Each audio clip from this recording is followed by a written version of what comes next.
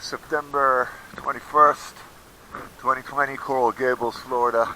We're going to look at the seawall that has some gap between the pre-stressed panels and the berm, and it's all over the length of this 100-foot seawall. So we just give you a little sample.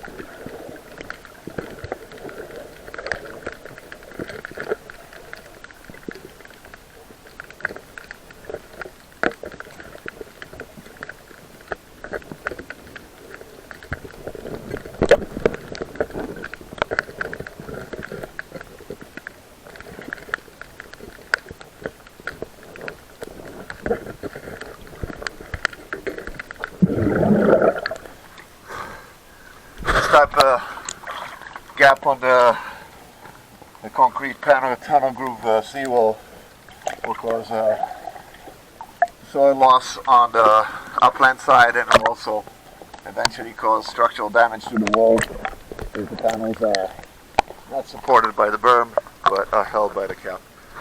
This inspection was conducted by SeaMeDive.